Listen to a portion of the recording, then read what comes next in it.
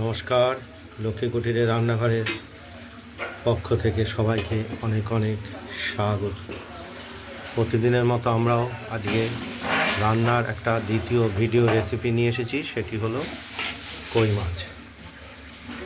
কই মাছ আমরা কেটে ধুয়ে নুন মাখিয়ে রেখেছি, আর এর সঙ্গে আমরা আলু দেবো, আলুটাও কেটে রেখেছি, আর টমেটো এক ফালি দেবো। এই মাছটা আমাদের একবেলার জন্য তৈরি হবে, একবেলার হবে। আর এই মাছগুলোকে নুন মাখিয়ে নুন হলুদ মাখাবো। আর কড়াইতে তেল গরম করতে দিয়েছি। প্রথমে মাছগুলো আমরা ভেজে নেব।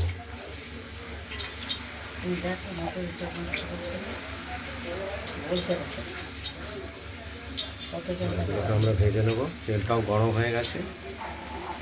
আর মাছের সঙ্গে যে আমরা মশলাটা দেব, এই মশলাটা আমরা শিলে বেটে রেডি করে রেখেছি। লঙ্কা, জিরে আর আদা।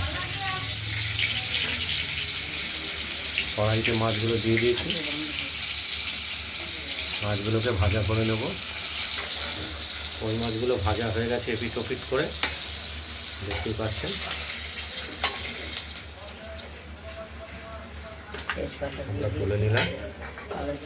তেজপাতা ফোড়ন হিসাবে দিয়ে দিলাম কালো জিরে। আর এবার যে আলুগুলো কেটে রেখেছিলাম মাছের, ওটা দিয়ে দেবো ভাজার জন্য।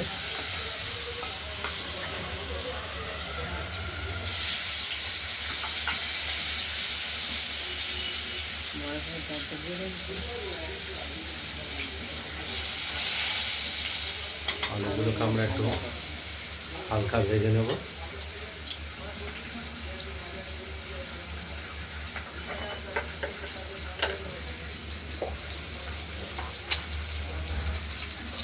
একটু পরিমাণ মতো একটু হলুদও দেবো। আর এই মশলাটা তুলে রেখেছি বাটনায় বেটে, শিলে বেটে।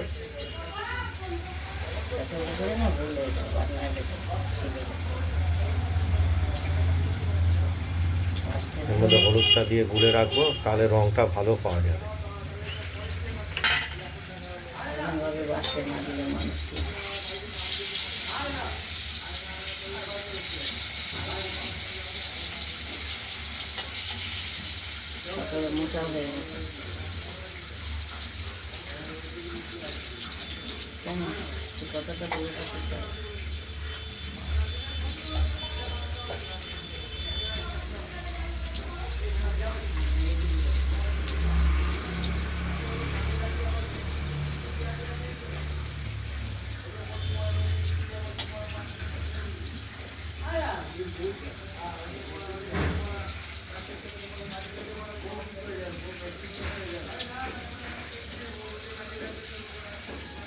আলুগুলো ভাজা হচ্ছে, টমেটোটাও দিয়ে দেবো। ভেজে রাখা মশলাটা দিয়ে দিলাম কষানোর জন্য।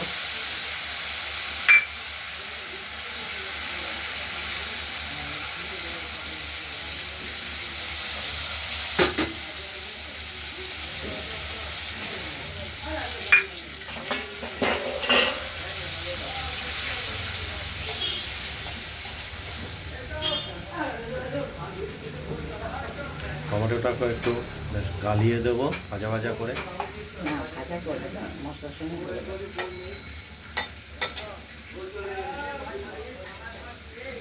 মশলাটা কষানো হচ্ছে, দেখতে থাকো। মশলাটা কষে গেছে, তেলও বেরিয়ে গেছে।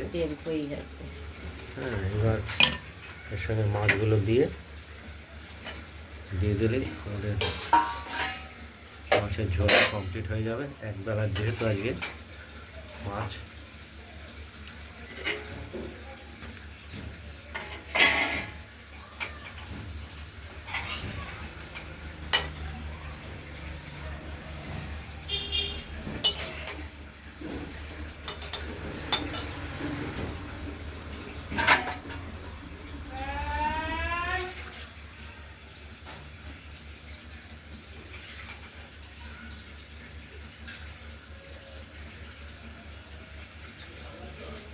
জলও দিয়ে দিলাম,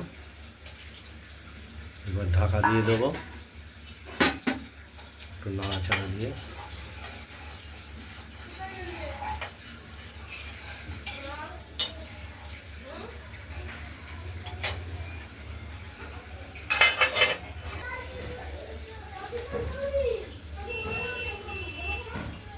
মাছটা ফুটে উঠবে, কিছু ফুটে উঠেছে। এবার আমরা আলুটা সেদ্ধ হয়েছে কিনা দেখে